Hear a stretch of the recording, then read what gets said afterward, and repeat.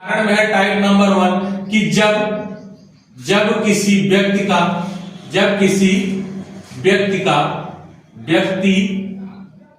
का प्रारंभ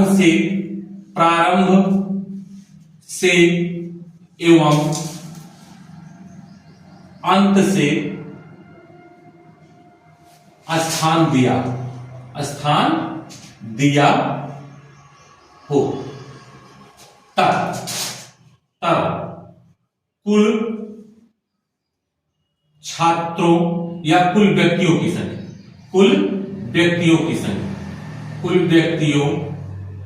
की संख्या का सूत्र होता है कुल बराबर होता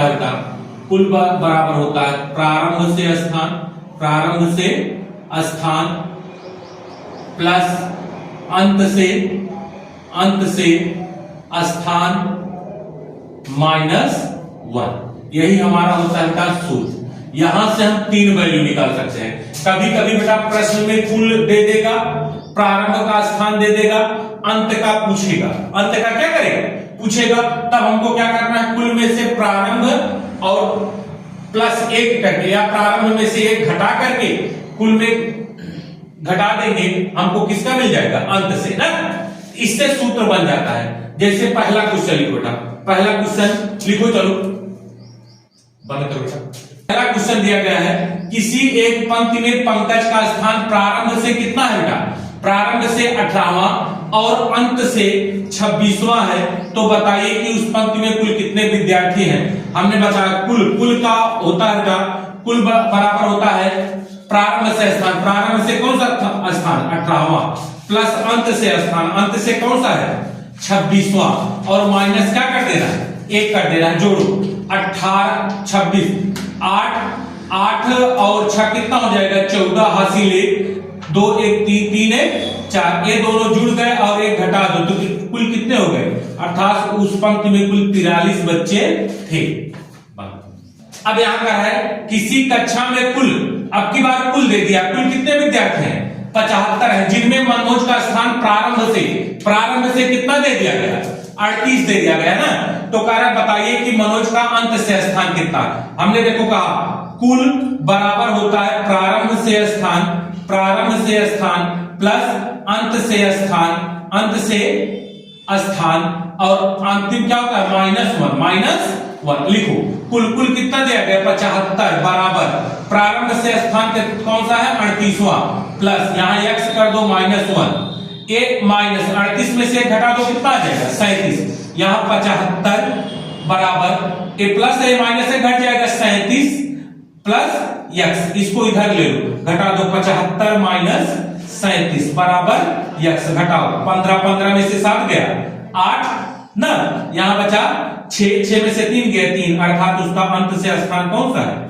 38वां। यही हमारा क्या हो गया? अगला क्वेश्चन चालू करिए। अगला क्वेश्चन बेटा, किसी एक पंक्ति में आलोक का स्थान प्रारंभ से कौन सा? 24वां तथा रमेश का स्थान अंत से कौन सा है? 30वां है। यदि उसी पंक्ति में आलोक का स्थान अंत से 32वां हो तो बताइए कि उस कक्षा में कुल कितने विद्यार्थी हैं। और रमेश, जब इस तरीके का क्वेश्चन देगा तो उसमें एक व्यक्ति ऐसा होगा जिसका प्रारंभ से भी स्थान दिया रहेगा और अंत से। यहां देखो आलोक यहां है, आलोक का प्रारंभ से स्थान कौन सा बेटा? 24वां है कि नहीं? और यहाँ पे आलोक है, उसका अंत से कितना दिया गया है? 32वां, अर्थात आलोक से हम कुल विद्यार्थियों की संख्या निकाल सकते हैं कि नहीं? निकाल सकते हो ना। तो यहाँ कुल बराबर हो जाएगा बेटा आलोक का प्रारंभ से स्थान, आलोक का प्रारंभ से स्थान या आलोक का प्रारंभ से स्थान प्लस आलोक का अंत से स्थान और -1। प्रारंभ से स्थान कौन सा था बेटा? 24वां, अंत से कौन सा है? 32वां, और घटा दो -1, 4 1 4 2 6 3 2 5, घटा दो कितना? कुल कितने आ गए बेटा? 55 विद्यार्थी। अर्थात उस पंक्ति में जो है या उस कक्षा में कुल 55 विद्यार्थी है। यहां तक आ गया। अब हमको रमेश का निकाल लेना है। रमेश का देखो यहाँ कुल कितने हैं? कुल 55 है। कितना है? 55 कुल है, जिसमें रमेश का अंत से प्रारंभ से हमको निकालना है, प्रारंभ से निकालना है, प्रारंभ से अंत से है बेटा 30वां माइनस कितना कर दोगे 1, 30 में से 1 घटा दो 28, यहां घटा दो 55 माइनस 30 में से 1 घटाओगे 29 ना, आ जाएगा क्या बेटा प्रारंभ से स्थान ना, घटाओ 15 में से 9 गया 6, 15 में से 9 गया 6, ये बनेगा 4, 4 में से 2 गया 2, अर्थात उसका अंत से प्रारंभ से स्थान कौन सा आ गया 26वां, प्रारंभ से स्थान आ गया बेटा कौन सा 26वां। नोट करो, देखो अगला क्वेश्चन है बेटा, कह रहा है कि उत्तीर्ण विद्यार्थियों की कक्षा में, यहां कह रहा है देखो देखना हमको रहेगा उत्तीर्ण, यहां जो पास हुए हैं उस मतलब पास हुए विद्यार्थियों की कक्षा में सुमित का स्थान ऊपर से कितना है 22, अब यहां लिखना बेटा तथा नीचे से कितना है 28 है। यदि उस कक्षा में 8 विद्यार्थी अनुत्तीर्ण हुए हैं, 11 विद्यार्थी अनुपस्थित हुए हैं, तो बताइए कि उस कक्षा में कुल कितने विद्यार्थी हैं। पहले हम चेक कर लेंगे बेटा कि कुल कितने बच्चे पास हुए हैं, कुल कितने बच्चे पास हुए ना, तो यहां लिखना बेटा